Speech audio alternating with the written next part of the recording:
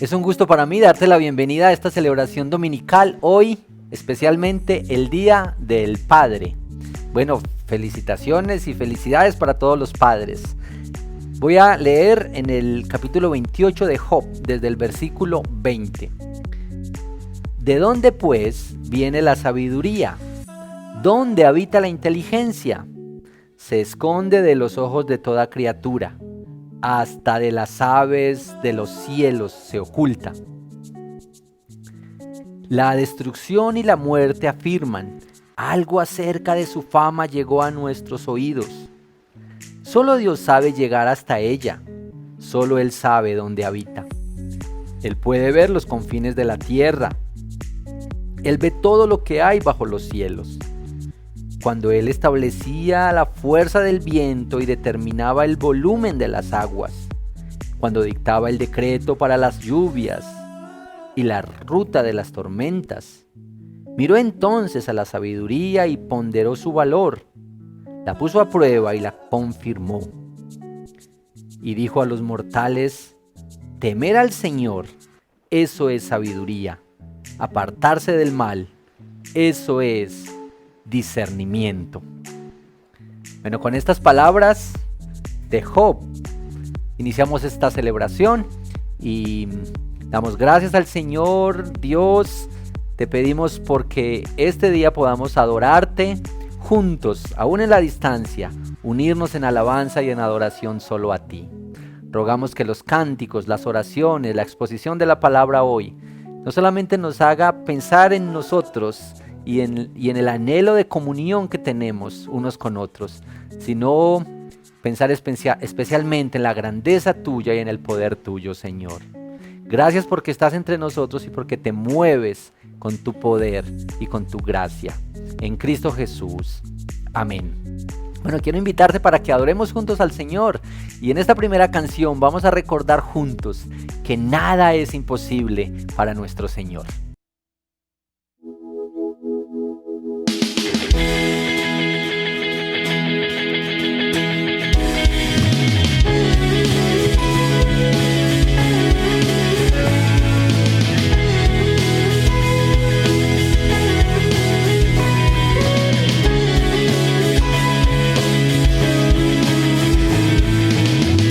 Mares rugen y se calman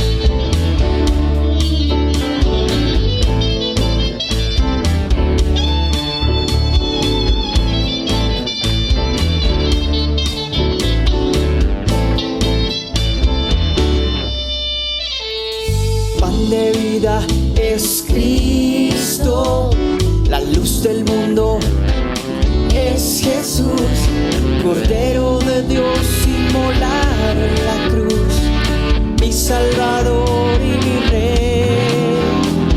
El gran Maestro es Cristo, el buen Pastor es Jesús, el Hijo de Dios y el gran yo soy, el agua que sacia mi ser. Y solo Cristo tiene palabras de vida eterna. Solo Cristo tiene palabras de vida eterna. Para el afligido, para el quebrantado, para todo aquel que quiera ser libre del pecado.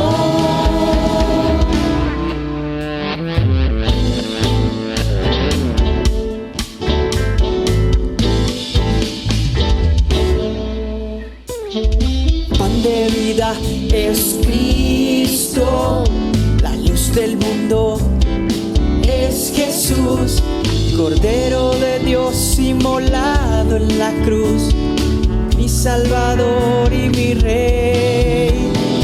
El gran Maestro es Cristo, el buen Pastor es Jesús, el Hijo de Dios y el gran yo soy, el agua que sacia mi ser. Y solo Cristo tiene palabras de vida eterna. Y solo Cristo tiene palabras de vida eterna. Para el afligido, para el quebrantado, para todo aquel que quiera ser libre del pecado.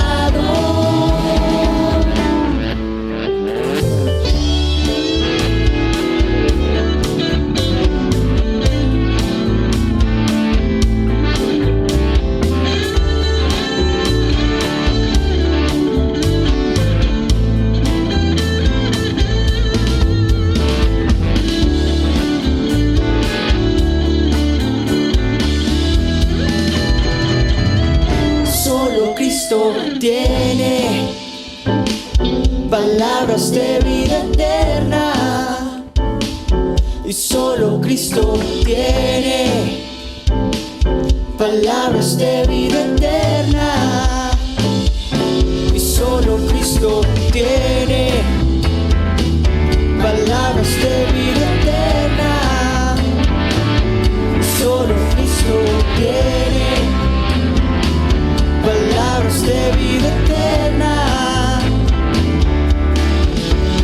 Para el afligido, para el quebrantado, para todo aquel que quiera ser libre del pecado. Solo Cristo tiene palabras de vida eterna. Y solo Cristo tiene palabras de vida eterna. Para el afligido, para el quebrantado, para todo aquel que quiera ser libre del pecado.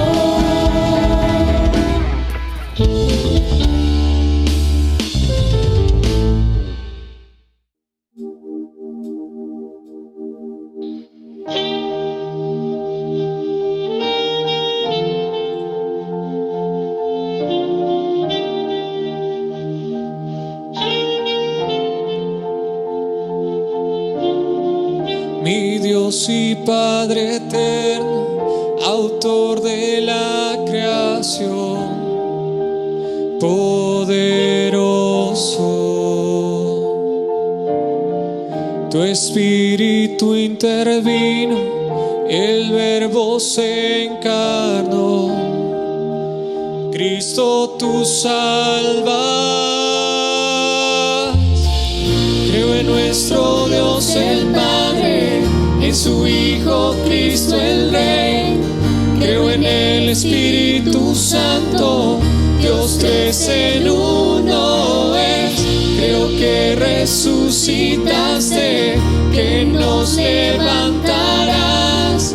Creo en el nombre de Jesucristo.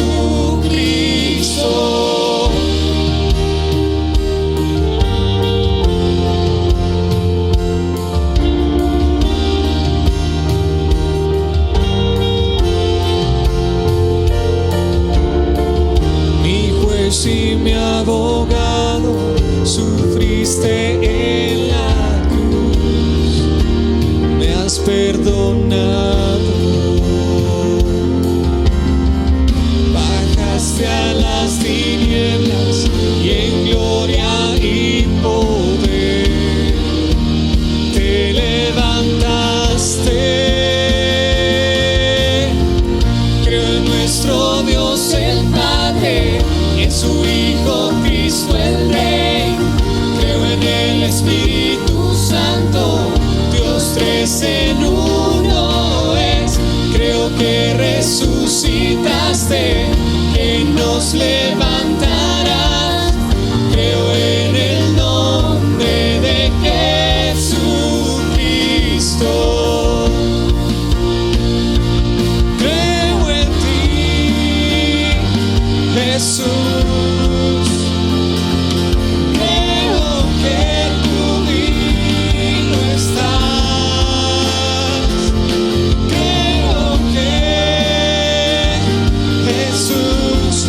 El Señor.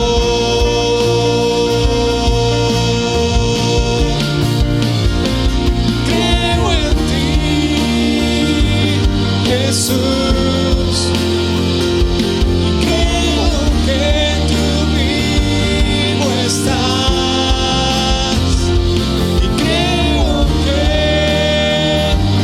Jesús es el Señor.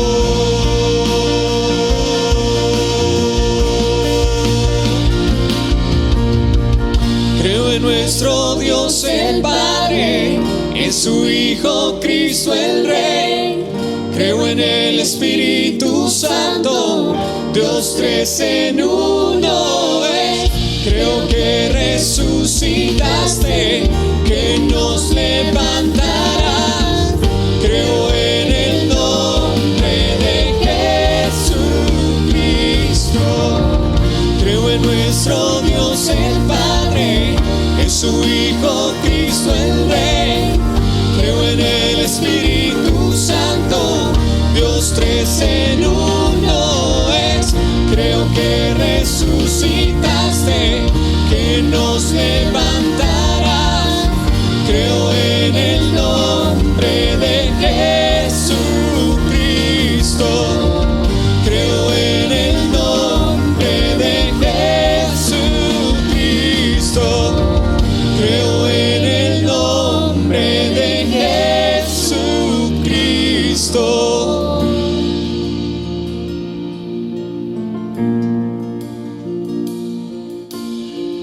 Creo en la vida eterna, creo en la comunión, creo que tu pueblo es uno, creo en tu iglesia, oh Dios, creo que resucitaremos y en gloria volverás. Creo en el nombre de Jesucristo. Creo en el nombre de Jesucristo. Creo en el nombre de Jesucristo.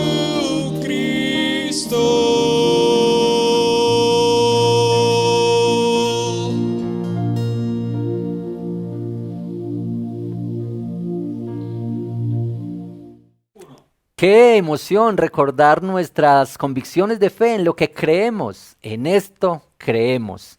Bueno, y también creemos que las riquezas y los bienes son la provisión del Señor, pero también el sustento cotidiano.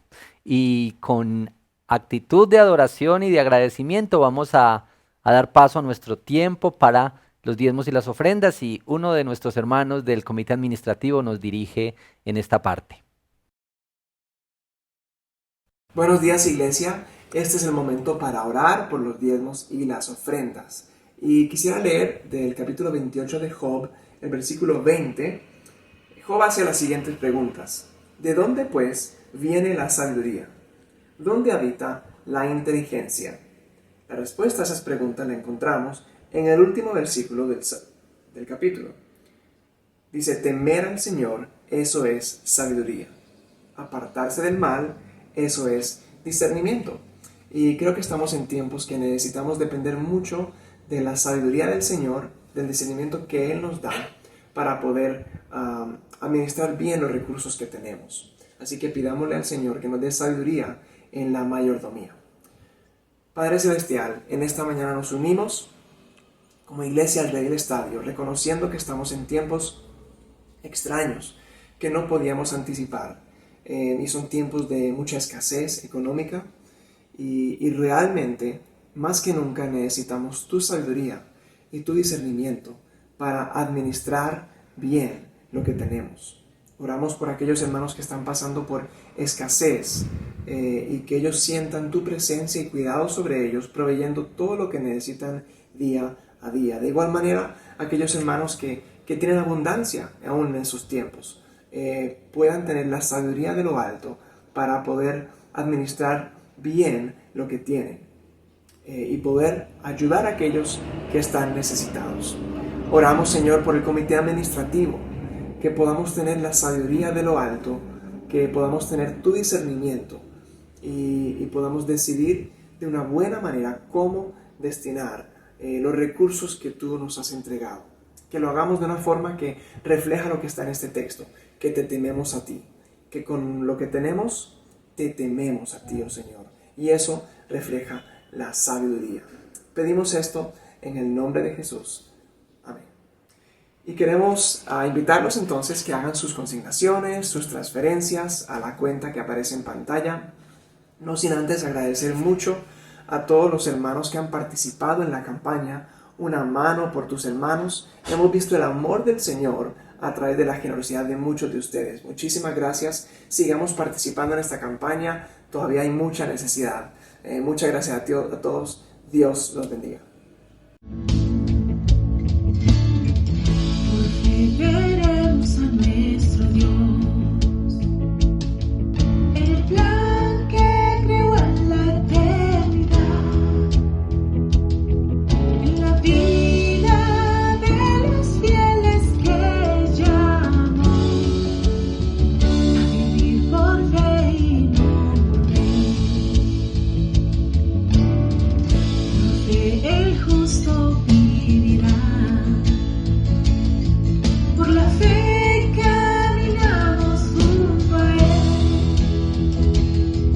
como viendo al invisible protector, vivir por fe y no por ver. Sus promesas como rocas son, sus promesas cumple nuestro Dios. Nos movemos solo por la fe en Él, vivir por fe y no por ver. Por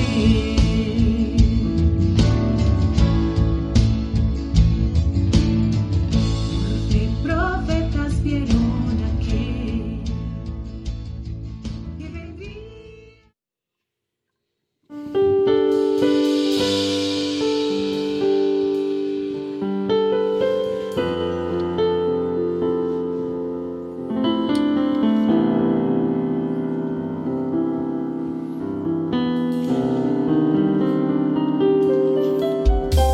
Conozco que todo lo puedes, que mi pensamiento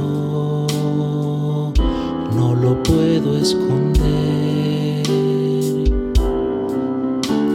Hablaba lo que no entendía y de oídas te había oído. Conozco que todo lo puedes, que mi pensamiento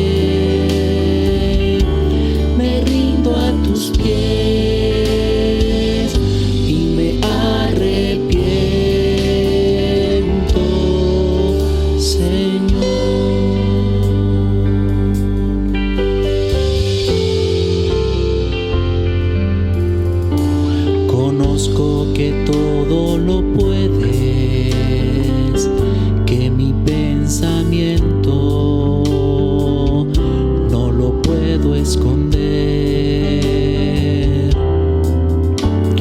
Hablaba lo que no entendía y de oídas te había oído, mas ahora mis ojos te ven. Yo te preguntaré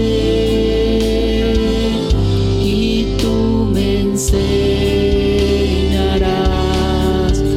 mas ahora mis ojos te ven. Me rindo a tus pies y me arrepiento,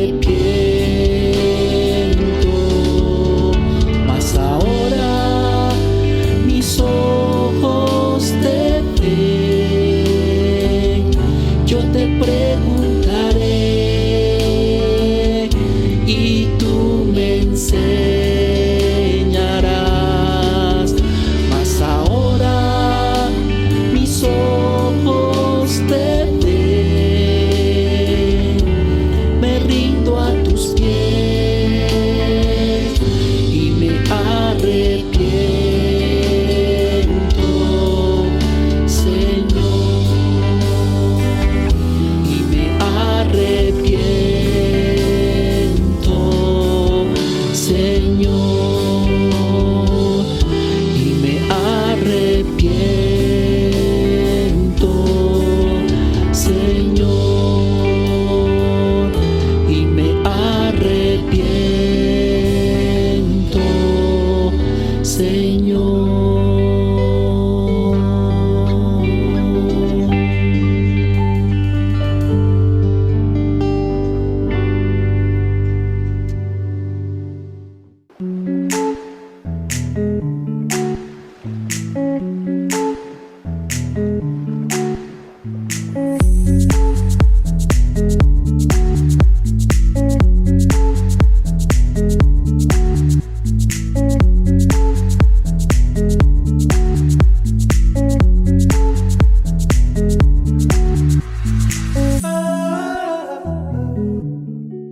Uno de los flagelos que enfrentamos en este tiempo son las adicciones. Qué difícil el tema de las adicciones, pero cómo entenderlas y cómo enfrentarlas a la luz del Evangelio. Y uno de los hermanos del Ministerio de Consejería nos habla por unos minutos acerca de este tema de las adicciones. Después de él vamos a tener nuestro especial de Día de los Padres. Hola hermanos, mi nombre es Ramiro Ramírez. Quiero hablarles esta vez de las adicciones, de las cuales en todo tiempo somos proclives, tal vez ahora más vulnerables a caer en un tipo de adicción, pues por todo el aislamiento y todo este tema de la pandemia. Y queremos como iglesia pues advertirles. Tres cosas: ¿qué son las adicciones? ¿Cómo la entendemos nosotros los hijos de Dios? Y cómo enfrentamos las adicciones. Quizás es el punto más importante, puesto que irremediablemente tenemos que encontrarnos con el Evangelio de la Gracia.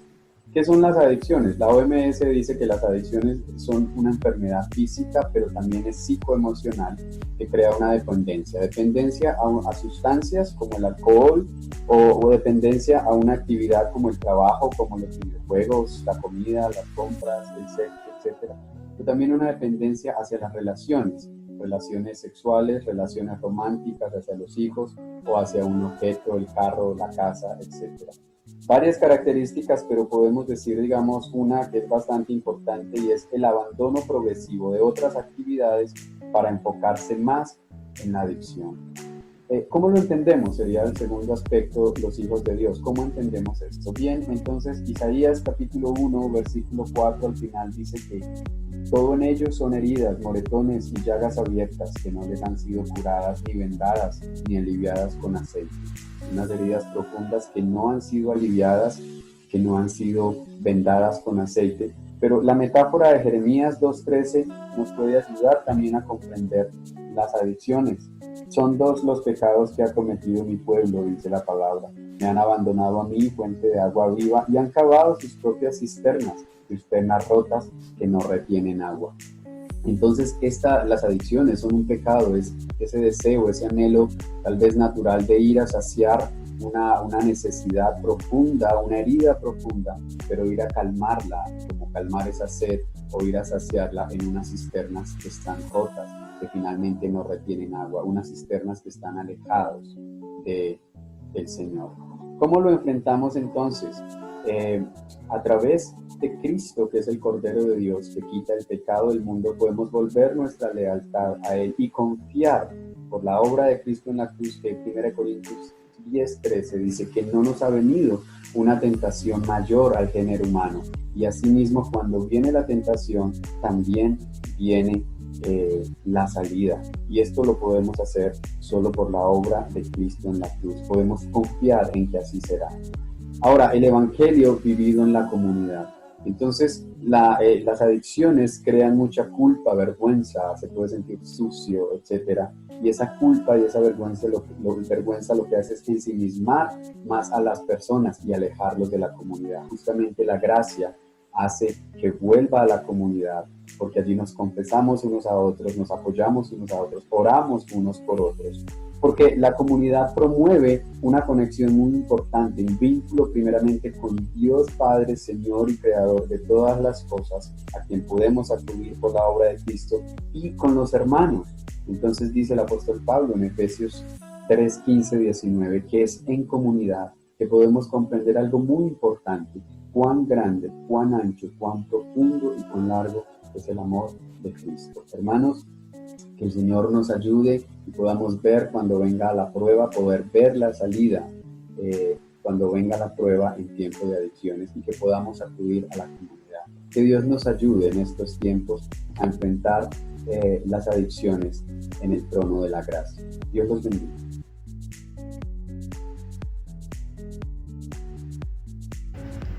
Querido papá, hoy quiero recordarte algo muy importante, y es que tú fuiste llamado de parte de Dios como un agente de su gracia para que pastorees el corazón de tus hijos de una forma responsable y le enseñes a amar a Dios, a temer a su palabra y a dejar un legado de amor, justicia e integridad. Es la mejor siembra que puedes hacer en toda tu historia. No, el trabajo que haces en tus hijos no es en vano para Dios. Ánimo, papá. Muchas bendiciones. Este mensaje es para usted, que es papá de un adolescente. Sabemos que la adolescencia es un tiempo de cambios, es un tiempo de transición, es un tiempo de retos, pero también sabemos que Dios lo ha capacitado a usted con el poder de su Santo Espíritu para que sea el padre que su hijo necesita. Le invito a que, como dice la palabra del Señor, no nos cansemos de hacer el bien, porque a su tiempo segaremos si no desmayamos. Papás, es un tiempo de dependencia, confiar en el Señor, creyendo que la salvación pertenece a nuestro Dios. Extienda gracia. La gracia, ellos necesitan gracia para continuar en la vida. No lo deje solo. Más amor, más gracia, y el Señor le ayudará a cumplir esa tarea preciosa. Bendiciones. Padres, Proverbios 23, 15 y 16 dice: Hijo mío, si tu corazón es sabio, también mi corazón saltará de alegría. Todo mi ser se alegrará cuando hables lo correcto. Entendemos que el mejor regalo que pudieran tener de sus hijos es verlos andando en el camino del bien. Pero si a cambio tus hijos están siendo y haciendo lo que no agrada a Dios, no desmayes. A tu tiempo recibirás la recompensa del Señor.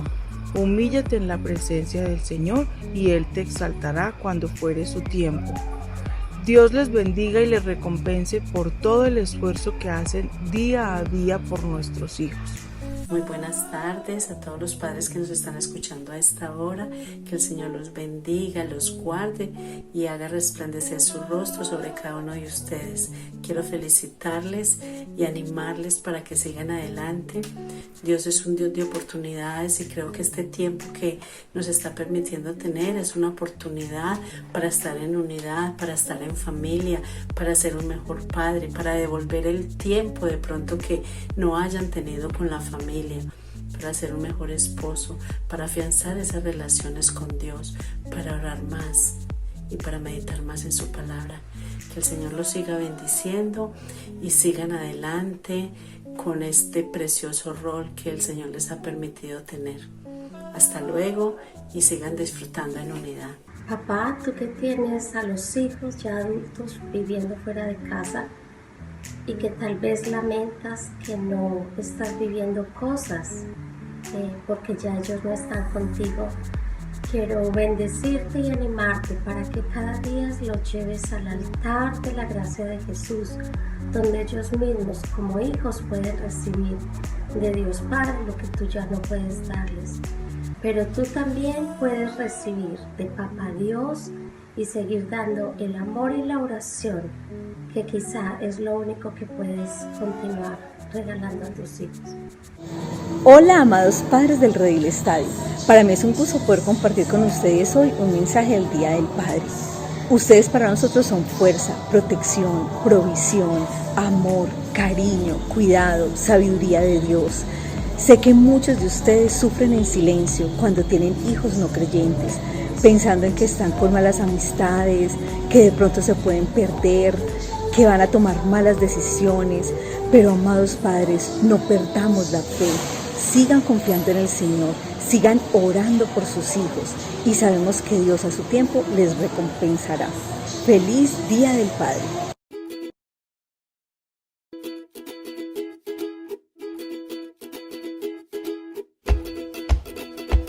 Papá, quiero gracias por todo lo que has hecho, que te cuides mucho.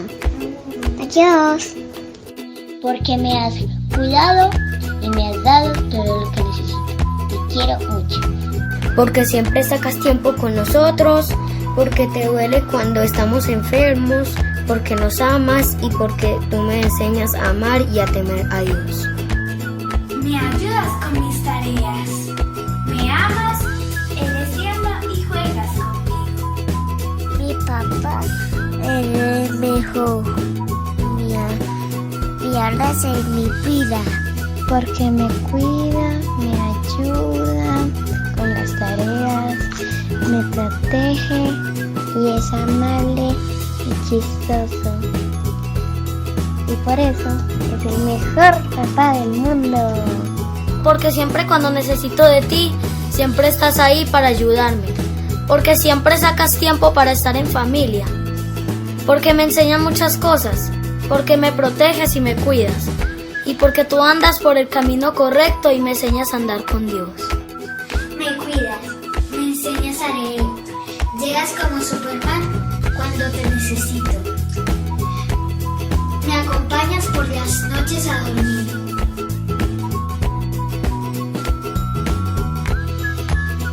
Que también me lleva a los cines con mi hermanita a veces. Porque me da muchos besos, me ama, me da muchos abrazos y juega conmigo. Porque siempre quiere que esté bien, porque Él es mi héroe, porque Él me ama. Porque me amas, me proteges, estás siempre a mi lado. Me enseñas y siempre quieres lo mejor para mí. Siempre estás ahí para mí y me das amor aunque no me lo merezca. Me cuidas a pesar de que fallo. Estás ahí para guiarme y cuidarme. Te amo por ser tan especial conmigo, porque eres un gran amigo y consejero, porque sé que he cometido errores, pero me has perdonado y me has levantado. Definitivamente eres el mejor papá que podría tener. Porque cuando mi papá tiene que ser estricto, lo es. Y cuando puede ser flexible, lo es. Porque eres fuerte. Ay, gato, jugame conmigo.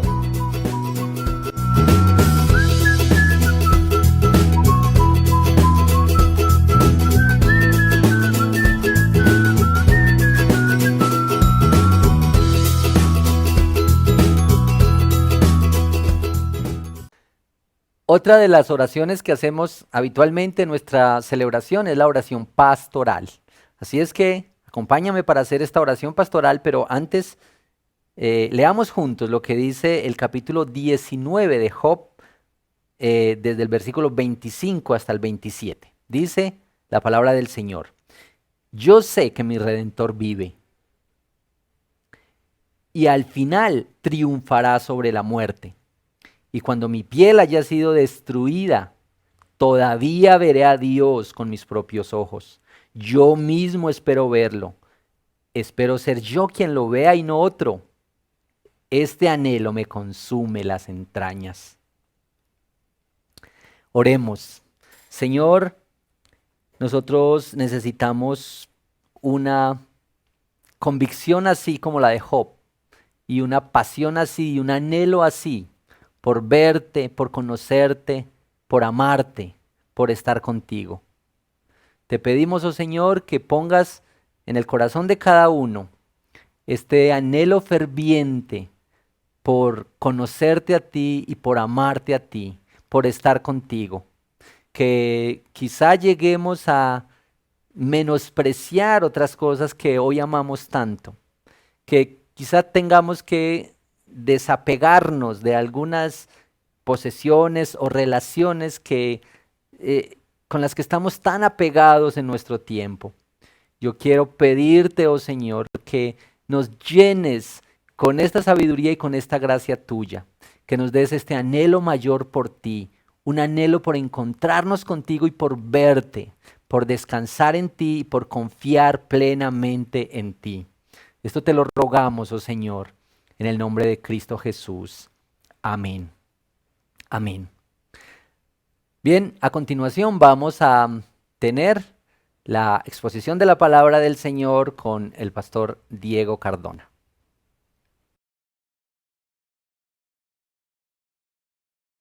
Muy buenos días. Les invito a abrir la palabra del Señor en el libro de Job, capítulo 1 y parte del capítulo 2. Leo para el beneficio de todos en el nombre del Señor. En la región de Uz había un hombre recto e intachable que temía a Dios y vivía apartado del mal. Este hombre se llamaba Job. Tenía 7 hijos y 3 hijas.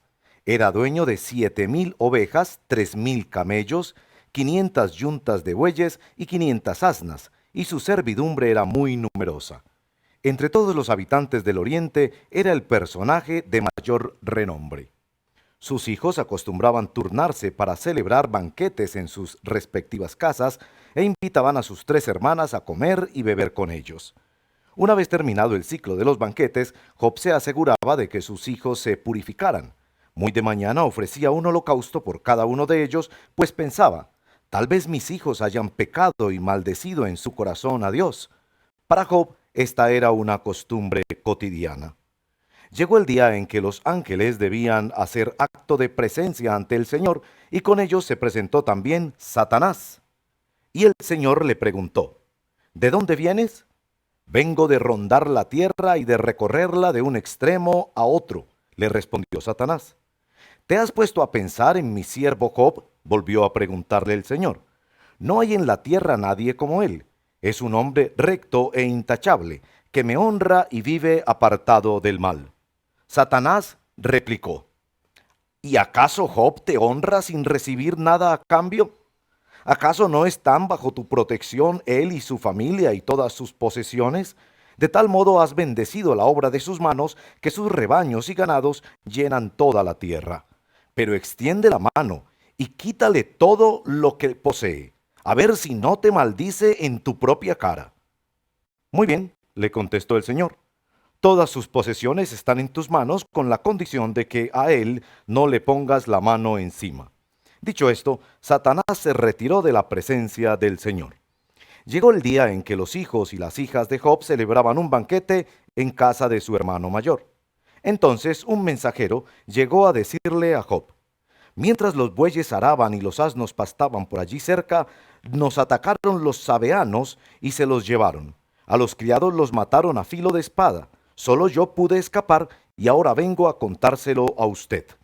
No había terminado de hablar este mensajero cuando uno más llegó y dijo, del cielo cayó un rayo que calcinó a las ovejas y a los criados. Solo yo pude escapar para venir a contárselo.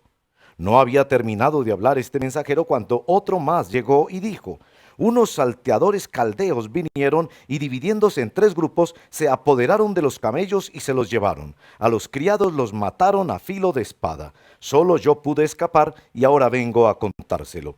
No había terminado de hablar este mensajero cuando todavía otro llegó y dijo, los hijos y las hijas de Obed estaban celebrando un banquete en la casa del hermano mayor de todos ellos, cuando de pronto un fuerte viento del desierto vino contra la casa y derribó sus 4 esquinas. Y la casa cayó sobre los jóvenes y todos murieron. Solo yo pude escapar y ahora vengo a contárselo. Al llegar a este punto, Job se levantó, se rasgó las vestiduras, se rasuró la cabeza y luego se dejó caer al suelo en actitud de adoración. Entonces dijo: desnudo salí del vientre de mi madre, y desnudo he de partir. El Señor ha dado, el Señor ha quitado. Bendito sea el nombre del Señor. A pesar de todo esto, Job no pecó ni le echó la culpa a Dios. Llegó el día en que los ángeles debían hacer acto de presencia ante el Señor, y con ellos llegó también Satanás para presentarse ante el Señor. Y el Señor le preguntó: ¿de dónde vienes? Vengo de rondar la tierra y de recorrerla de un extremo a otro, le respondió Satanás. ¿Te has puesto a pensar en mi siervo Job? Volvió a preguntarle el Señor. No hay en la tierra nadie como él. Es un hombre recto e intachable que me honra y vive apartado del mal. Y aunque tú me incitaste contra él para arruinarlo sin motivo, todavía mantiene firme su integridad. Una cosa por la otra, replicó Satanás. Con tal de salvar la vida, el hombre da todo lo que tiene. Pero extiende la mano y hiérelo, a ver si no te maldice en tu propia cara. Muy bien, dijo el Señor a Satanás. Job está en tus manos, eso sí, respeta su vida. Dicho esto, Satanás se retiró de la presencia del Señor para afligir a Job con dolorosas llagas desde la planta del pie hasta la coronilla.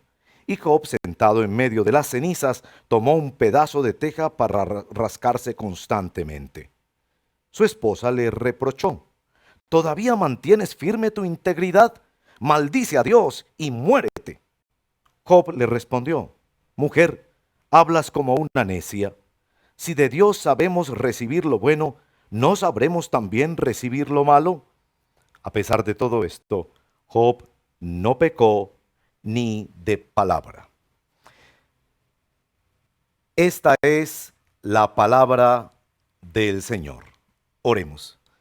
Padre, aquí en tu santa palabra leemos al final del verso 20 del capítulo 1 que la actitud de Job fue una actitud de adoración.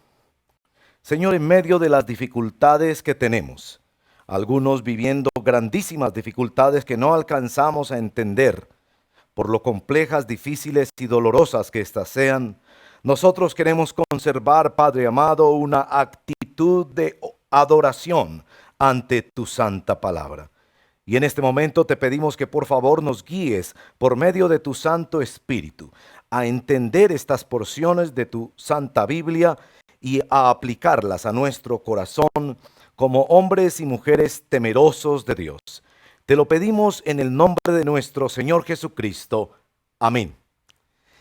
Bueno, este es el texto que vamos a compartir esta mañana, y ¿no les parece que es muy desafiante leer esta clase de escrituras? Una de las ventajas de leer la Biblia en un año es que no podemos evitar pasar por estos libros de la Biblia que contienen tanta sabiduría de Dios para nosotros. Pero a decir verdad, como lo he experimentado esta semana estudiando este precioso libro, qué tan complejo, qué tan humillante que es exponernos a la autoridad de la palabra del Señor. Pero qué tan vivificante y tan precioso es ser crecidos por dentro en amor a Dios y en devoción a Jesucristo, en anhelo de santidad y en respeto por la revelación de Dios. Bueno, al pasar los libros que hemos pasado hasta ahora, los libros de la Torá y los libros históricos que hemos leído hasta ahora, tendríamos quizás que señalar el peligro de ser sencillamente observadores de la historia y no teólogos, creyentes que conocen al Señor.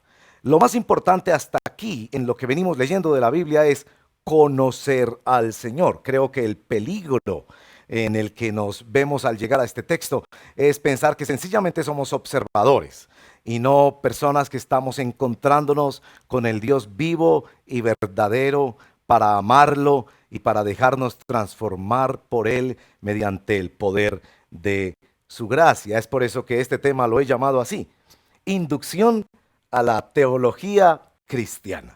Y permítame citar un texto del capítulo 5, unos capítulos más adelante del mismo libro de Job.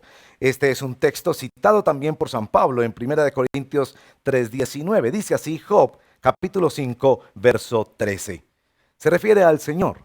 Él atrapa a los astutos en su astucia y desbarata los planes de los malvados. El Señor tiene esta estrategia con este capítulo 1 y 2 y con todo el libro de Job. Meternos en una situación en la que no podamos más que pensar teológicamente. No ser sencillamente observadores de la historia, sino dejarnos invadir por una perspectiva de Dios, del conocimiento de Dios para nuestra vida. Lo primero que debemos observar como introducción a este texto que hemos leído es la forma en la que se nos presenta. Particularmente mire el capítulo 1. En el capítulo 1 aparecen versos 1 al verso 5 lo que podríamos llamar una vida soñada. Una familia preciosa, temerosa del Señor, un hombre recto, bendecido y prosperado por el Señor. Y al final del verso número 13 en adelante, aparece una vida en pesadilla. Lo peor que le podría pasar a una persona y a su familia. En medio de esos dos escenarios, nos obliga el texto a mirar el centro, que es la forma en la que se piensa teológicamente con respecto al libro de Job. Como veremos, se corre la cortina de la historia y se nos dice qué es lo que está pasando detrás de bastidores. ¿Qué es lo que está pasando detrás de bambalinas, detrás del telón de la historia? ¿Cuál es el debate y la guerra espiritual cósmica que se está viviendo y que el siervo del Señor, el hombre de Dios temeroso, no sabe qué está ocurriendo? Esta es la razón por la que el libro de Job ha sido un libro maravilloso, lleno de enseñanzas, de predicación y sobre todo de gran teología. En la época de los puritanos, entre el siglo XVII y XVIII, la época más luminosa de la predicación y de la literatura cristiana. Allá en Inglaterra había predicadores, como uno de ellos en Londres, que hizo 316 predicaciones del libro de Job. Pero quizás el caso más notable fue Joseph Carroll, el predecesor del famoso John Owen, que predicó 23 años ininterrumpidamente sobre el libro de Job. Así que estamos ante un libro que nos obliga de alguna manera a hacer teología bíblica y teología cristiana, que de alguna manera interrumpe nuestras lecturas bíblicas en un año para decirnos: cuidado, tú no estás leyendo la Biblia nada más para saber datos y ser un historiador. Estás leyendo la Biblia para ser transformado por el poder del conocimiento del Señor. Bueno, vamos a hacer tres cosas con este texto en esta mañana. La primera, entender cómo el texto nos llama a hacer teología cristiana. Cómo nos confronta con esto de ser teólogos y no sencillamente observadores de la historia. Lo segundo es que nos da un mal ejemplo de teología, la teología de Satanás. Y después nos da un buen ejemplo de teología, la teología de Job, para llevarnos a unas conclusiones y a unas aplicaciones que espero que sean de gran edificación para nosotros. Primero, ¿cómo nos induce a hacer teología cristiana y nos evita el peligro de ser sencillamente observadores de información y de grandes hechos de la historia? Pues miren, yo no tengo nada contra los historiadores. Yo creo que es una ciencia muy importante y que necesitamos mucho en nuestra sociedad, cómo leer, interpretar y describir y compendiar adecuadamente la historia y los datos de ella.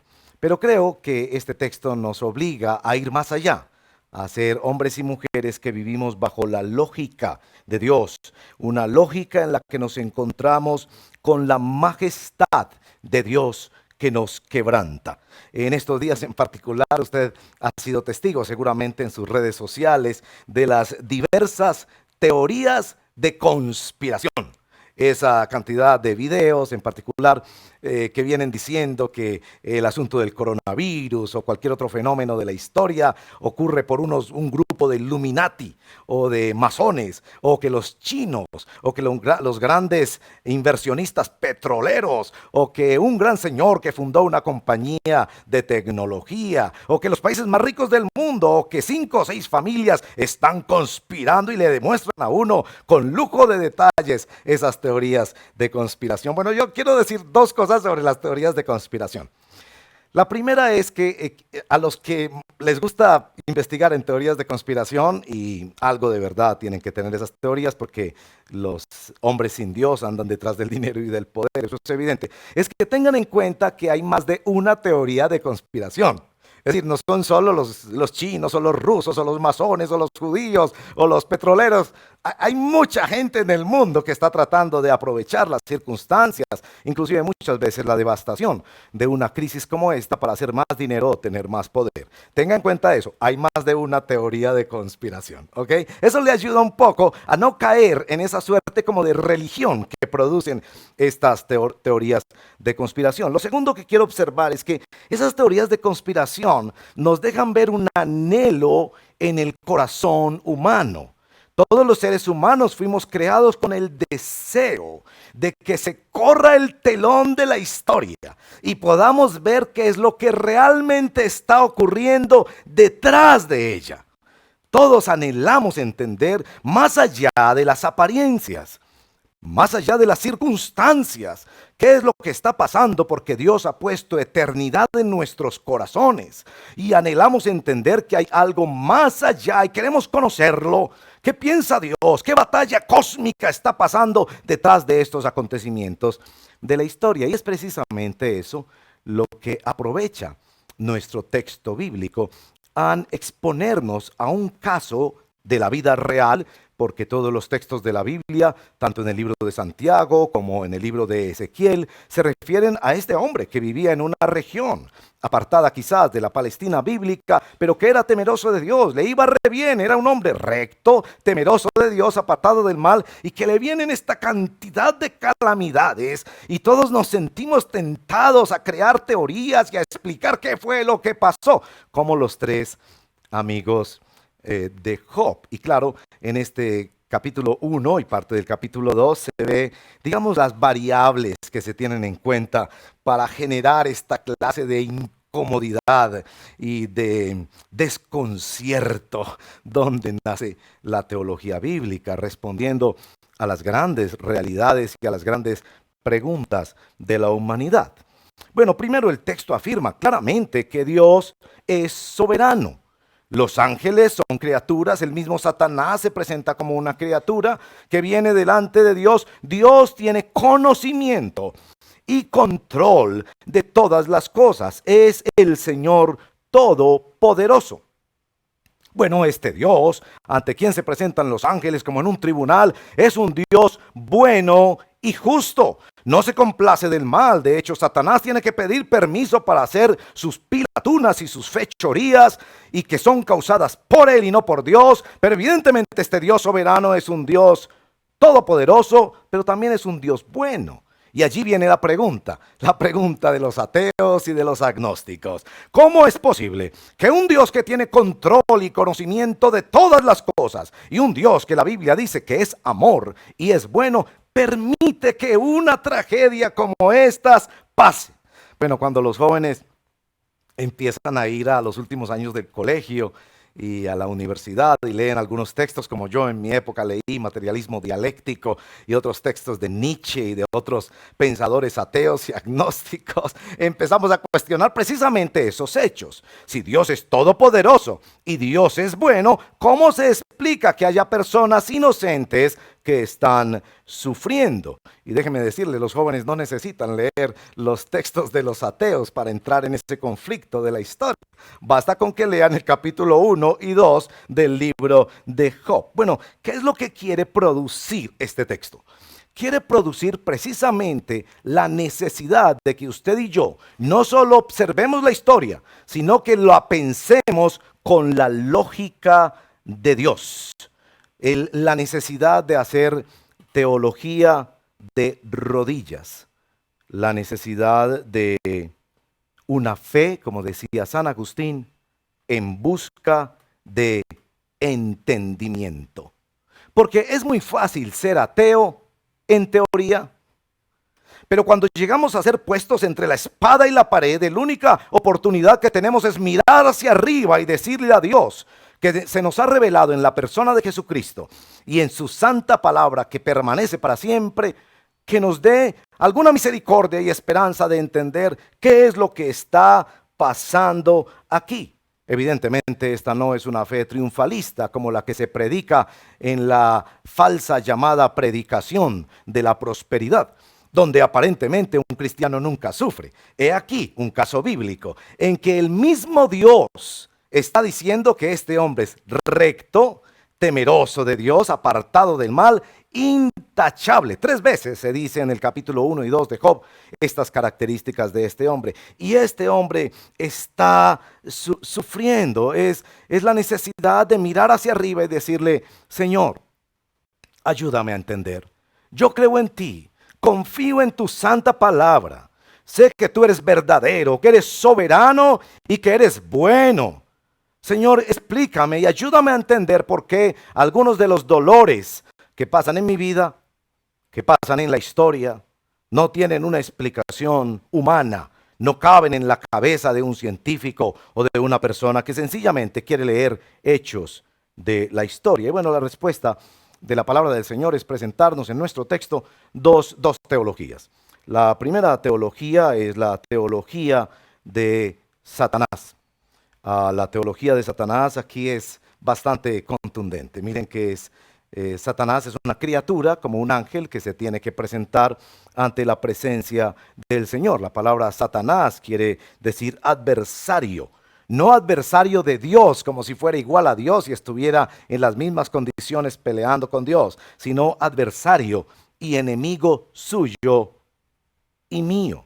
Isaías 14, Ezequiel capítulo 28, Lucas capítulo 10, cuando el Señor dice que veía a Satanás caer como un rayo. El libro de Apocalipsis dice que es el acusador de los hermanos. Este texto nos da una explicación muy clara para entender que detrás de toda maldad y de todo sufrimiento humano, alguna participación tiene Satanás. En capítulo 22 del libro de Lucas, el Señor le dice a Pedro que él y sus condiscípulos han sido pedidos por Satanás para ser zarandeados. Obviamente aquí no nos interesa solo saber sobre Satanás porque hay muchas cosas que no sabemos de él. No espere que yo tengo todas las respuestas sobre estos textos. ¿Por qué se tenía que presentar? ¿Por qué tenía que pedir permiso? ¿Qué relación tiene él con los demás ángeles? ¿Con qué frecuencia se presenta Satanás ante Dios? Pero evidentemente nos está diciendo que su teología es para hacer mal.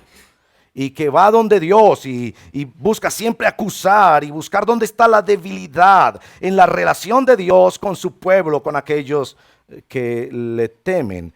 Me interesa sobre todo en este texto pensar en la teología de Satanás. Y yo divido la teología en 3 componentes en este caso. Primero, ¿qué sabe Satanás?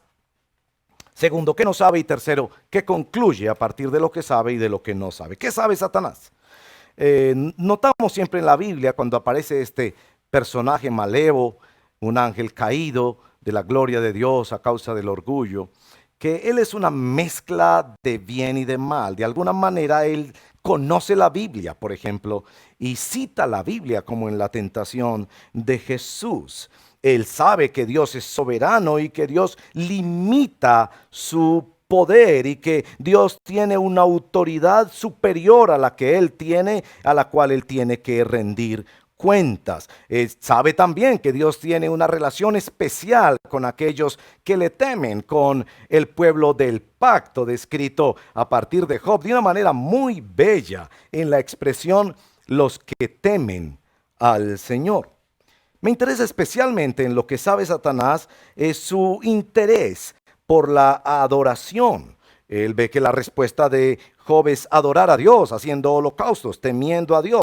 De hecho, la expresión temer a Dios en este texto es equivalente a honrar a Dios. Allí en el verso número 8, en el verso número 1 y en el capítulo 2, verso número 3, se describe a Satanás. Satanás describe al hombre, pero Dios también lo describe como alguien que está en adoración. Pareciera que Satanás está muy atento a aquellos que adoran a Dios y quiere atacar especialmente ese factor, los que honran, temen y adoran a Dios. Y escuche bien, especialmente aquellos que adoran a Dios en medio de circunstancias difíciles son las que más escozor y malestar le causan al demonio. Dentro de tantas cosas que Satanás habría podido llamarle la atención al Señor, precisamente es esta la que quiere atacar: la adoración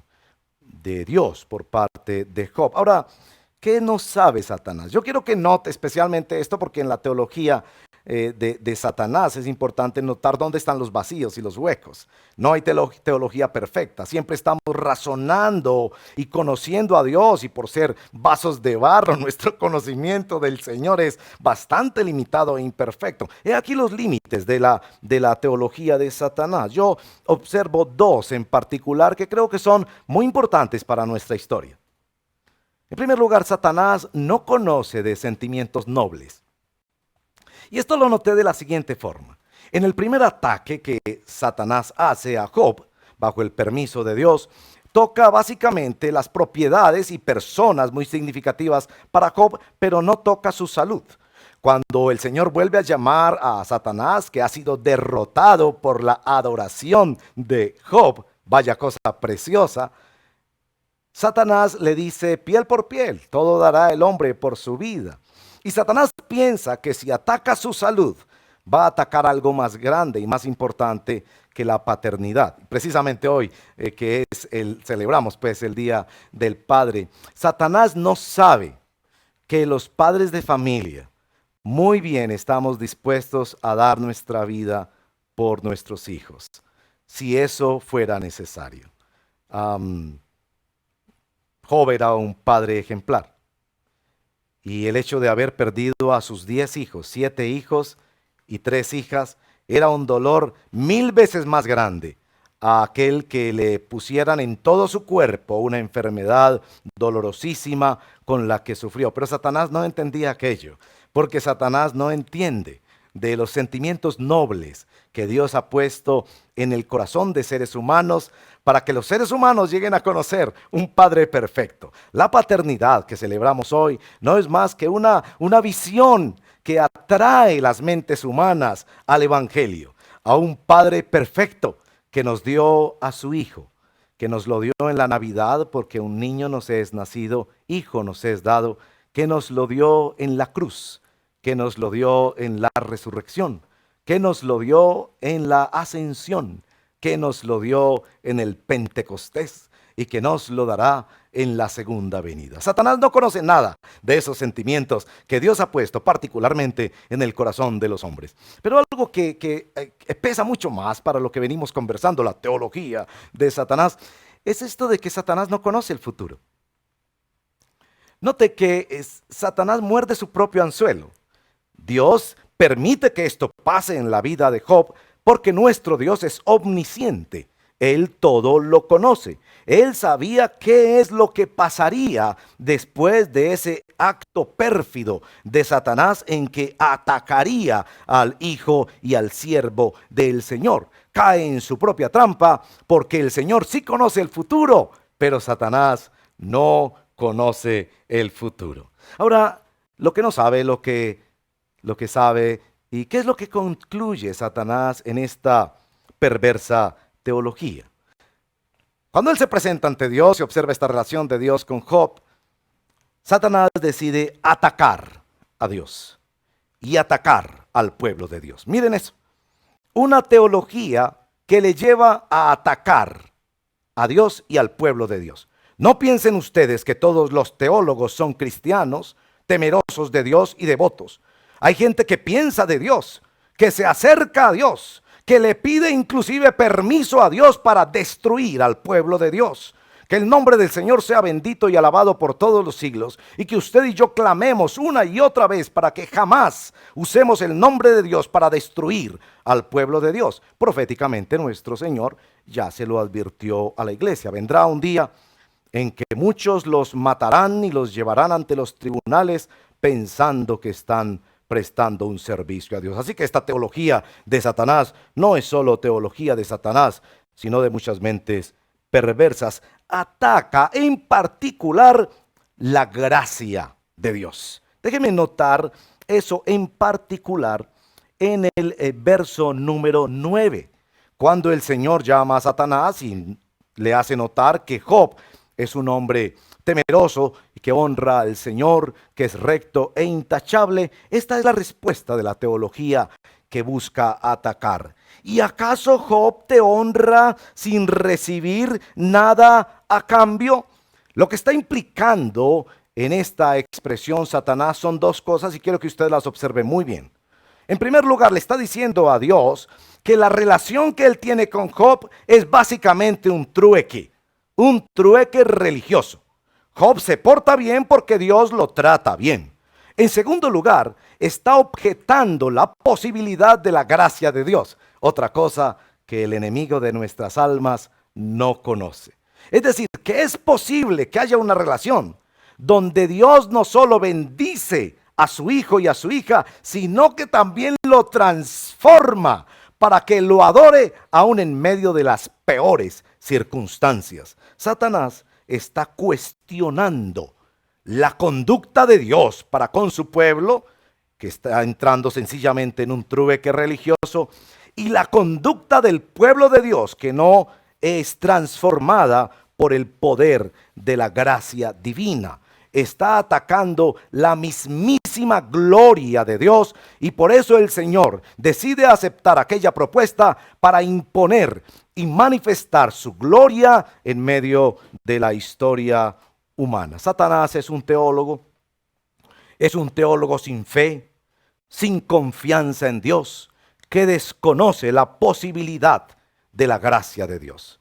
Satanás es un mal ejemplo de teología, que sencillamente observa los hechos externos y saca conclusiones en lugar de mirar más allá de la historia y contemplar un Dios que tiene un plan eterno de redención y una bendición para su pueblo que no solo implica bendiciones externas, sino sobre todo la gloria del Evangelio de ser transformado en el corazón. Permítame mostrarle eso en el segundo ejemplo que nuestro texto nos pone en esta inducción a la teología, que es la teología de Job.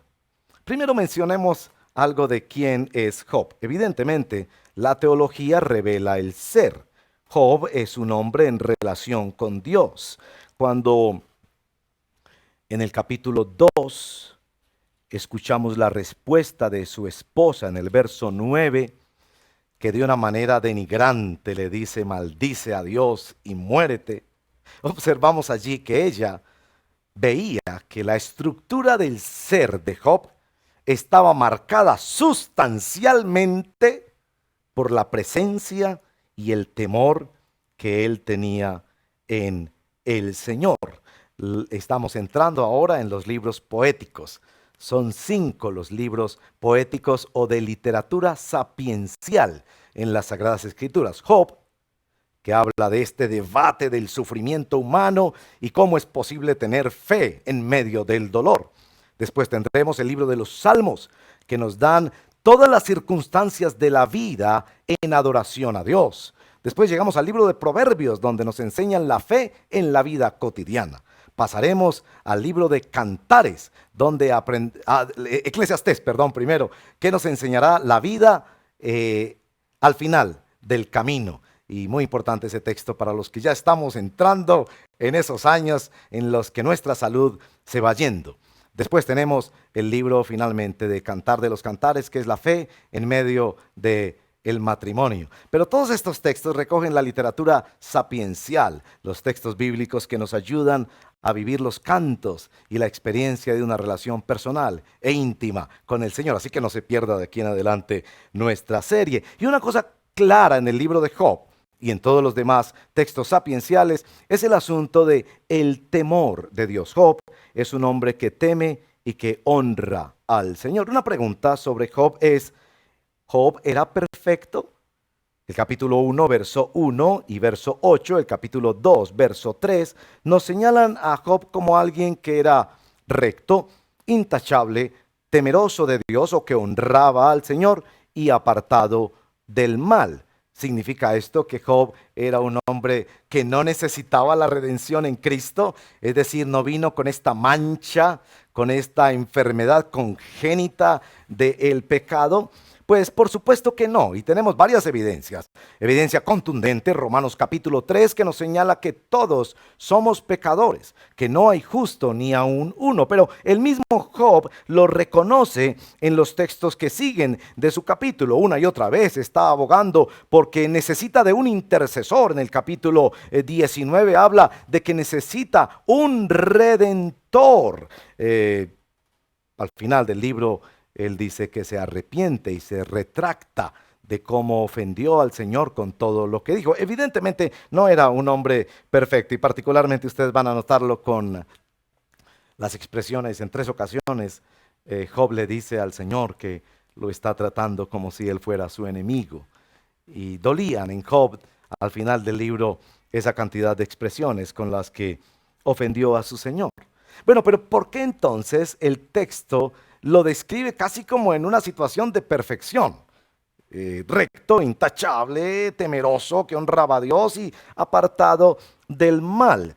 Satanás mismo nota esa relación de Job con Dios, que era un hombre recto, y no encuentra nada que puede acusar directamente a Job, solamente ponerlo a prueba. Bueno, lo que encontramos es que Job es el creyente del Antiguo Testamento, como Abraham, que ha sido justificado por su fe. Cuando se usa la palabra recto o justo en la literatura sapiencial, se refiere a aquellas personas que tienen una relación correcta con Dios. Como cuando usted se disgusta con una persona porque le ofendió, le faltó en alguna circunstancia, y usted después se reconcilia con esa persona en una reconciliación que a usted le pareció tan satisfactoria que usted casi olvida por completo lo que pasó, y si le piden una referencia de esa persona, usted da todavía una referencia aún mejor de lo que había dado antes. Pues bien, la satisfacción que nuestro Dios encuentra en nosotros por la justicia de Cristo es tal que a sus ojos, por la obra de Jesús, somos justos y somos rectos. No porque Él no pueda señalar errores y pecados por los cuales Cristo muere por nosotros en la cruz, sino porque estos ya han sido perdonados. Otra forma de ver la rectitud de estos hombres en la literatura sapiencial es en el término que también usa San Pablo de ser irreprochable. Es decir, que es un ser humano que está a cuentas con el Señor, que no deja pasar un día sin haber pedido perdón, sin haber restaurado. Y uno nota en esto que él hacía por sus hijos, que vivía a cuentas con el Señor y ofrecía los holocaustos que señalaba el Pentateuco para santificar la vida y para estar de nuevo renovando el pacto de la gracia. Ahora, ¿qué es lo que sabe Job? Lo que primero tenemos que decir en esta teología de Job es que él no sabía tanto como nosotros. Job nunca vio esta escena en la que se corrió el telón de la historia y se vio que había un drama espiritual de hondas consecuencias, un conflicto cósmico detrás de lo que él vivía en su propio cuerpo y en su propia familia. Pero al mismo tiempo debemos decir que sin conocer qué fue lo que pasó detrás de la escena, él es un hombre que sí sabe que Dios es fiel y que puede confiar en Él, aunque discuta y pelee con Él como sea necesario en medio de esa circunstancia tan difícil en la que Él vive. ¿Cómo podemos ver esto? Bueno, en el capítulo 1, verso 20 y verso 22, usted va a notar especialmente la respuesta después de que la tragedia llega a su vida como un castillo de naipes que se derrumba. 4 situaciones que le informan algunos de sus siervos una tras otra. Y el texto está escrito para dejar evidencia que todo pasó en un solo día. La reacción en el verso 20, al llegar a este punto, Job se levantó, se rasgó las vestiduras, se rasuró la cabeza y luego se dejó caer al suelo en actitud de adoración. Entonces dijo: desnudo salí del vientre de mi madre y desnudo he de partir. El Señor ha dado, el Señor ha quitado. Bendito sea el nombre del Señor. Y el narrador nos comenta: a pesar de todo esto, Job no pecó ni le echó la culpa a Dios. Observemos esa reacción. En primer lugar, es una reacción de ayuno, a propósito de lo que comentamos la semana pasada sobre el ayuno. No se usa la palabra ayuno, pero de nuevo viene esta reacción, que es la reacción primaria de los textos que hemos leído hasta ahora del Pentateuco y los libros históricos. El hombre que siente tal devastación en su ser, que la única solución que encuentra es postrarse delante del Señor, clamando intervención y comprensión en medio de aquella situación. La teología desesperada. La fe en busca de entendimiento. Las expresiones que usa: desnudo, Dios no me debe nada, Dios ha dado, Dios ha quitado, bendito sea el nombre del Señor, y al final recalca: no pecó ni culpó a Dios. En la teología cristiana es más importante la actitud que el conocimiento. Postrarnos delante del Señor, de la majestad de Dios que quebranta nuestros corazones al ver el dolor del mundo y el dolor que quizás nosotros mismos estamos experimentando, y sacudidos por esa realidad, clamarle a nuestro Señor, pero no culparlo, ni venirnos en contra de Él, ni atacarlo, como es la teología satánica. Bueno, en el capítulo 2, cuando viene el contraataque de Satanás a la salud de este siervo, notamos especialmente en el verso 10, permítame leerlo con ustedes también, cuando la mujer le dice: ¿todavía mantienes firme tu integridad? Maldice a Dios y muérete. Job le respondió: mujer, hablas como una necia. Si de Dios sabemos recibir lo bueno, ¿no sabremos también recibir lo malo? Y nos anota el narrador: a pesar de todo esto, Job no pecó ni de palabra. Es un hombre que entiende que Dios es bueno y que aunque nosotros no entendamos qué es lo que está pasando, todavía podemos confiar en Él y saber recibir. No imponer nuestras categorías, sino saber recibir. Muy bien, ¿qué fue lo que concluyó Job? ¿A qué lo llevó esta teología? Porque estamos aprendiendo particularmente que el texto bíblico nos induce a pensar teológicamente y a vivir teológicamente, y no a ser sencillamente observadores que sabemos qué pasó con el rey David y con el pueblo de Israel en el desierto o en el exilio. Queremos ser hombres y mujeres que respondemos adecuadamente al llamado del Señor. Bueno, lo primero que tenemos que observar en la respuesta de Job es el silencio y la espera. Hermanos, déjenme decirles que he encontrado esto tan fuerte en las Sagradas Escrituras en las últimas semanas. Una y otra vez el Señor me está describiendo la fe como esperar. Y especialmente en este tiempo, en esta contingencia que nos tiene tan limitados en muchas maneras a todos y sufriendo las consecuencias de esta parálisis en muchos sentidos, en la economía, en las relaciones, en la iglesia, en tantas formas. La fe como esperar. Y noten este detalle, del verso 11 en adelante del capítulo 2, los amigos de Job vienen a visitarlo y él está mudo.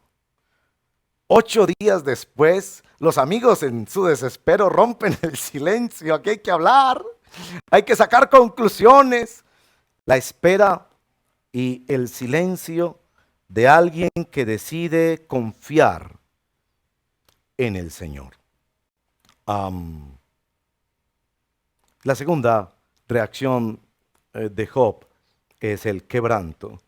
Y yo le ruego el favor de que usted que está leyendo conmigo el libro de Job, por favor entienda las expresiones de Job cuando maldice el día en que nació y tantas expresiones tan crudas que hay en su libro, no como de alguien que está rebelde contra Dios, sino como de alguien quebrantado que está suplicándole a su Señor que tenga una intervención. Y esa intervención viene del capítulo 38 en adelante. Dios le habla directamente a Job. Le habla a través de preguntas que posicionan a Job. No le responde todas las inquietudes que él le plantea, pero le muestra la grandeza de quién es. Y Job se arrepiente. La verdadera teología nos lleva al arrepentimiento, a una forma de adoración en la que nos postramos delante de la majestad de Dios. Y si usted mira en el capítulo 42, versos 5 y 6, vamos a leer ese texto rápidamente. El quebrantamiento y el arrepentimiento de Job fue inclusive antes de que éste fuera restituido o restaurado. Esto es cosa preciosa en la historia de Job. Mucho antes de que fuera sanado de su enfermedad o de que Dios le restituyera el doble de lo que tenía, le diera nuevos hijos e hijas, la bendición y la compañía de todos sus amigos y familiares, mucho antes de eso, él vivió este quebrantamiento y el arrepentimiento delante del Señor. Capítulo 42, versos 5 y 6. De oídas había oído hablar de ti, pero ahora te veo con mis propios ojos. Por tanto me retracto de lo que he dicho y me arrepiento en polvo y ceniza. Sí, la teología de Job lo llevó a postrarse delante del Señor. Y yo he encontrado este texto de la palabra del Señor que quiero leer con ustedes porque me emociona, especialmente pensando ya en aproximarnos a las conclusiones de nuestro texto en el día de hoy. Y es que me emociona pensar que el arrepentimiento nos lleva al conocimiento de la verdad. Lo que pasa en esos 8 o 9 meses de tribulación, después de que Job fuera visitado por sus amigos, los amigos buscan explicaciones humanas de que él tiene un pecado escondido y cualquier cosa, y Dios después le revela quién es él se arrepiente y después es restaurado. En todo esto aprendemos que el conocimiento de la verdad es antecedido por el arrepentimiento. Permítame mostrarle esto en 2 de Timoteo, capítulo 2, verso 24 y 25. Un texto muy importante para mí como siervo del Señor, porque viene precisamente hablándole a Timoteo en el capítulo 2 de la segunda carta a este siervo de Dios, cómo él debe tratar a los hermanos, ¿no? Y en el verso 25 les dice que así, humildemente, debe corregir a los adversarios con la esperanza, mire bien, de que Dios les conceda el arrepentimiento para conocer la verdad. Esa frase la quiero subrayar, que Dios les conceda el arrepentimiento para conocer la verdad. Y noten cómo este texto pareciera, de hecho, inspirado en la misma escritura de la historia de Job. De modo, verso 26, que se despierten y escapen de la trampa en que el diablo, Satanás, los tiene cautivos, sumisos a su voluntad. En otras palabras, mis amados hermanos, hermanas, amigos y amigas, Satanás, con su teología falsa de religión, de que Dios nos trata bien para que nosotros nos manejemos bien y que nosotros nos manejamos bien haciendo un trueque con Dios por bendiciones. En esa forma de pensamiento religioso, Él tiene atrapadas a las personas. ¿Cómo se rompe eso? Se rompe por una gracia de Dios, el quebrantamiento y el arrepentimiento de un corazón, una fe que confía en Dios y va ganando más y más entendimiento, al punto que el mismo Job dice que es la diferencia entre entre oír y ver. De oídas te había oído, pero ahora mis ojos te ven. Llegó a una comprensión tan extraordinaria de su Señor, sin haber visto que la cortina de la historia se hubiera corrido. Eso lo vimos usted y yo porque nos es revelado por el autor inspirado. Job supo más sin tener esa revelación extraordinaria, sencillamente por el don del arrepentimiento que lo llevó a postrarse delante de Dios, y Dios le dio la gracia de conocer la verdad, de que Él es un Dios soberano y bueno, y que las cosas que pasan en su vida tienen propósitos maravillosos de Dios para bendición de su pueblo y para gloria de su nombre. Concluyamos. Nosotros podríamos decir que sabemos más que Job, pero tenemos que humildemente reconocer que Job entendió muchísimo más que nosotros del carácter y del corazón de Dios. Dios tiene una obra de gracia en la vida de sus hijos y de sus hijas que va más allá de lo que un ser humano puede explicar sencillamente por la interpretación de la historia. Es por esto que somos llamados por el Señor a no ser sencillamente observadores de las historias que leemos en la Biblia, sino hombres y mujeres que nos dejamos quebrantar por el poderoso Espíritu de Dios para conocer la verdad. Pensemos en algunas aplicaciones para nuestra reflexión del día de hoy. Primero, para los que sufren sin explicación. Hay sufrimientos humanos que tienen explicación. Nuestros propios pecados, nuestras inequidades, nuestros descuidos, nuestra mala mayordomía del cuerpo o del tiempo nos llevan a vivir serias consecuencias en nuestra salud, en nuestras posibilidades de empleo, etcétera, etcétera. Pero sabemos que hay muchas personas en el mundo y muchos hijos e hijas de Dios, y quizás tú eres uno de ellos, que sufres sin saber realmente por qué. A quienes sufren sin saber por qué, el Señor les habla de esta manera. Confía en la soberanía y en la bondad de Dios.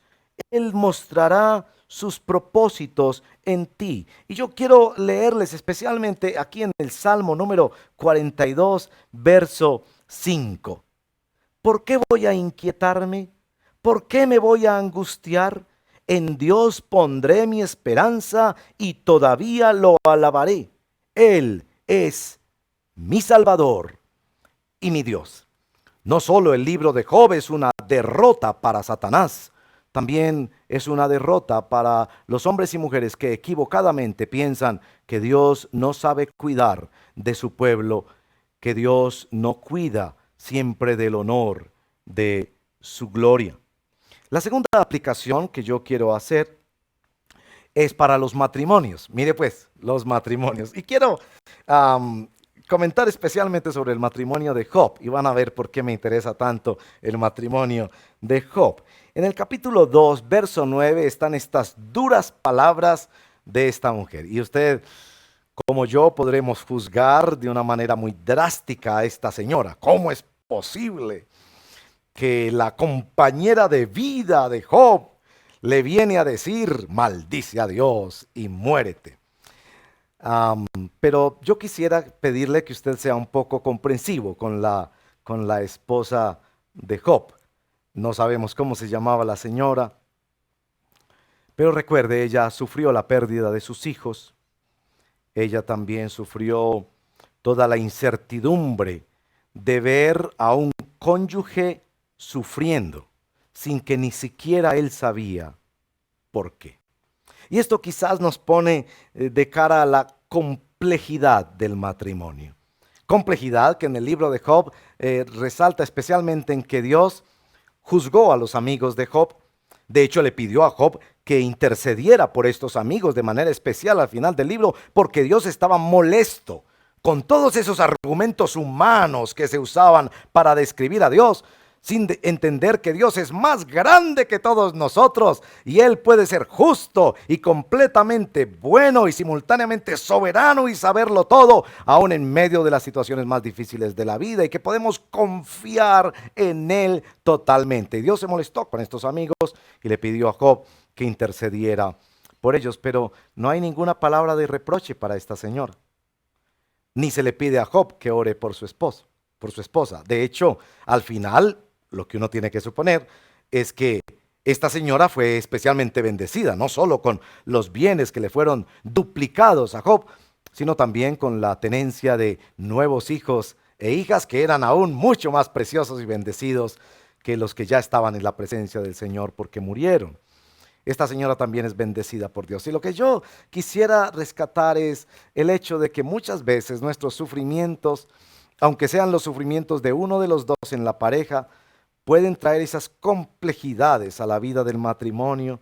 Y cuando yo llego a mirar al final del libro, veo la misericordia del Señor sobre esa pareja, que sufrió grandemente sin entender completamente, porque al final les fue revelada la majestad de Dios, del carácter de Dios en quien podemos confiar, pero no entendieron completamente la situación. Ellos no entendieron ese drama detrás del telón. Y eso me lleva especialmente a la aplicación de una invitación que tengo para todos ustedes el día de hoy. Yo quiero pedirles que por favor consideren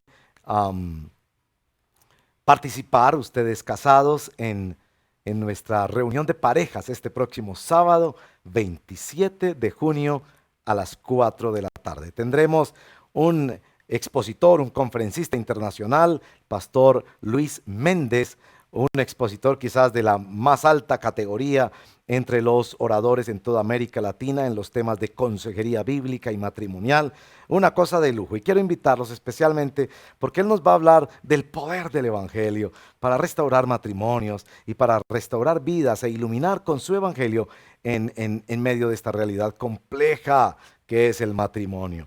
Así que les invito muy cordialmente y les invito a invitar a todos sus familiares y amigos. Podemos tener hasta 500 personas en el Zoom que haremos el próximo sábado. Nuestro conferencista también responderá preguntas que surjan dentro de la exposición. Y aquí les dejo pues la invitación. Y finalmente yo no quiero dejar de terminar esta exposición sin un llamado al Evangelio. Hemos aprendido que ninguna predicación es cristiana hasta que señala a Cristo Jesús, el Señor. Algunos de ustedes están siendo llamados a la fe y quiero entrar por allí para decirles esto. Ya les comentaba en la introducción que todos los seres humanos tenemos eternidad en nuestros corazones.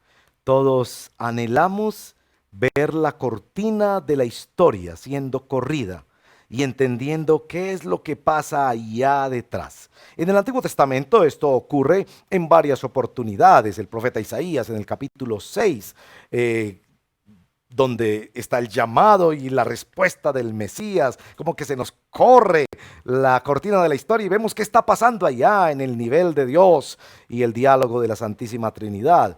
En algunos salmos dijo el Señor a mi Señor, siéntate a mi diestra hasta que vea a los enemigos puestos a tus pies. Bueno, hay varios lugares en el profeta Zacarías.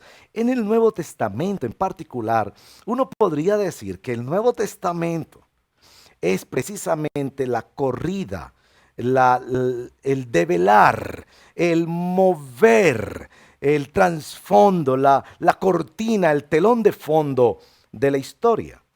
En la Navidad los ángeles dicen gloria a Dios en las alturas. Se ha manifestado la gloria del Señor.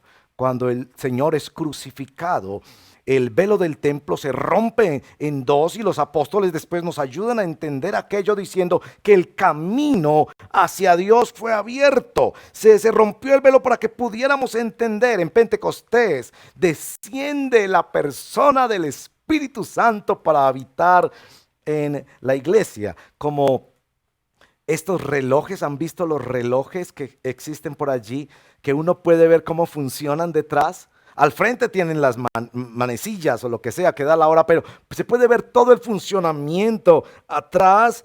Eso es el Nuevo Testamento. Y el Nuevo Testamento nos presenta a la persona de Jesús. Y noten la dinámica de contraste que hay entre Job y Jesús. Job es un hombre intachable, recto, temeroso de Dios, pero Dios no acepta que toquen su vida. Él vive todos estos dolores porque le tocó vivirlos.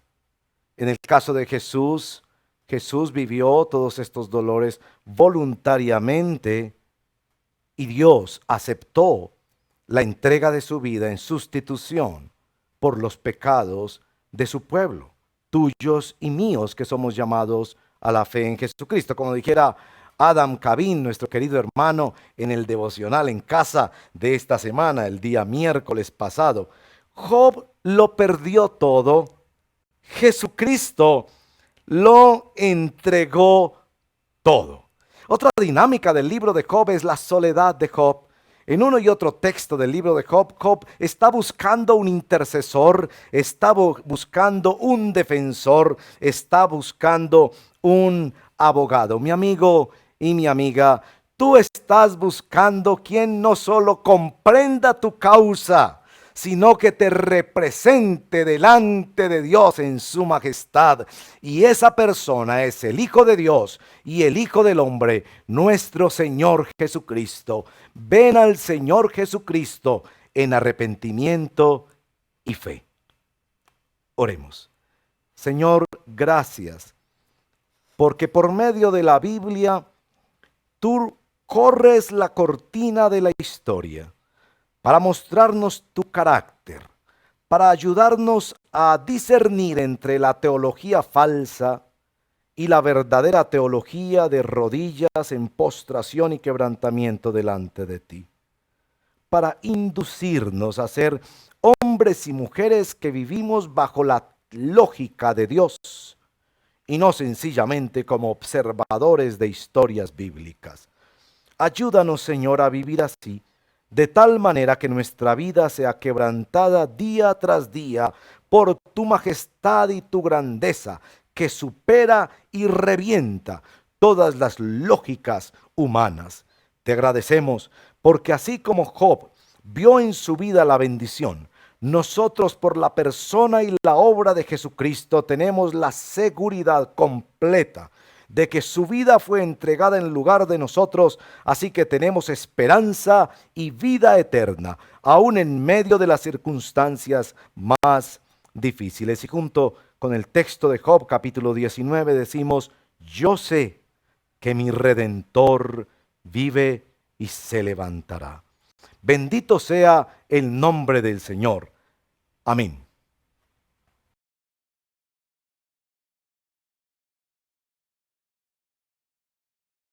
Y al cierre de nuestra celebración, damos gracias al Señor por la exposición de su palabra, que aprendamos a esperar, que confiemos en el Señor y que nos preparemos para este encuentro de matrimonios, que animemos a nuestros amigos o familiares para que participen en este encuentro. Pero te voy a invitar para que oremos juntos al cierre por los padres. Si hay un padre, si tienes a tu papá cerca, pues te animo para que te unas conmigo y oremos por él. Pero si no está tu papá, ora por algún papá que tú conoces. Y demos gracias al Señor por ellos y pidamos sabiduría del Señor para ellos. Bueno, Señor, te damos gracias por este tiempo de celebración dominical.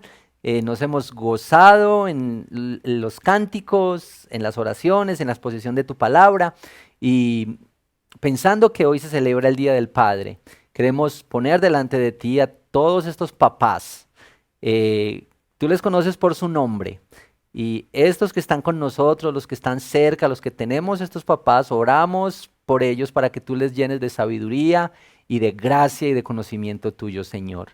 También que nos permitas a nosotros como hijos honrar a nuestros papás, comunicarles el evangelio, servirles, ayudarles y mostrar así también la gracia tuya, Señor. Te damos gracias y rogamos por bendiciones abundantes sobre sus vidas. En el nombre de Cristo Jesús. Amén. Amén. Bien, así llegamos al final de nuestra celebración y que el Señor te bendiga.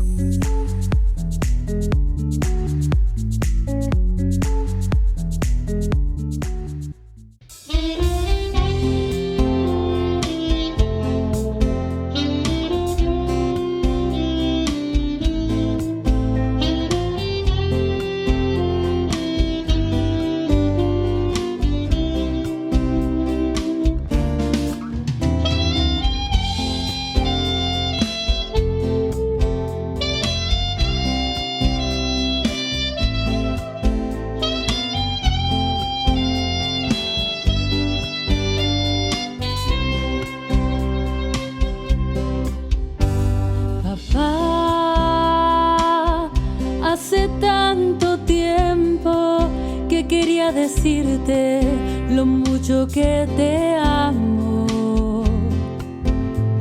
Papá, hoy que estás conmigo, recibe de tu hija su gran admiración.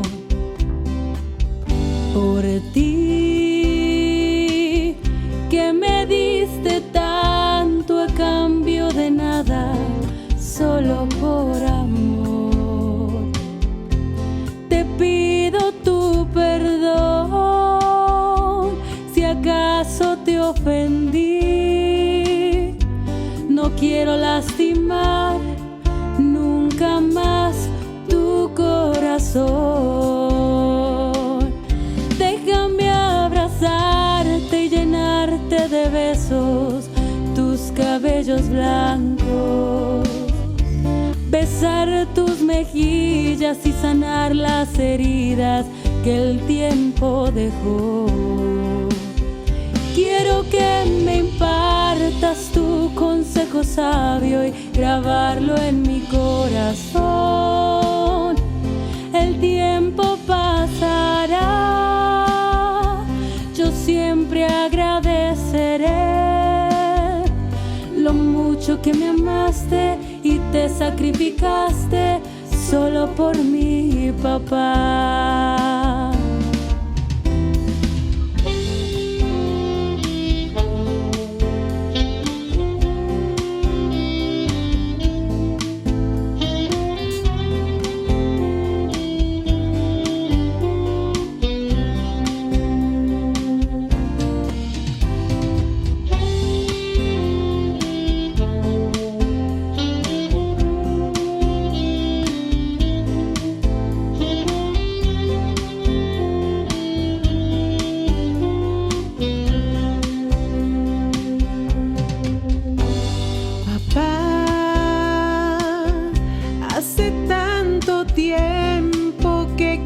Decirte lo mucho que te amo, papá.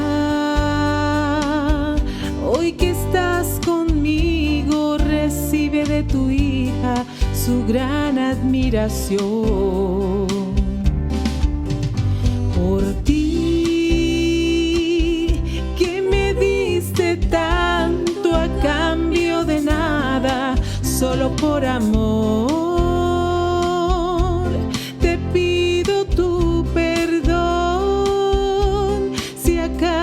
Te ofendí, no quiero lastimar nunca más tu corazón. Déjame abrazarte y llenarte de besos tus cabellos blancos, besar tus mejillas y sanar las heridas que el tiempo dejó. Quiero que me impartas tu consejo sabio y grabarlo en mi corazón. El tiempo pasará,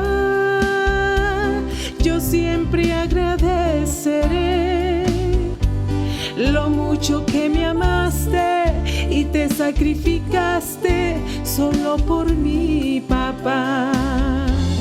El tiempo pasará, yo siempre agradeceré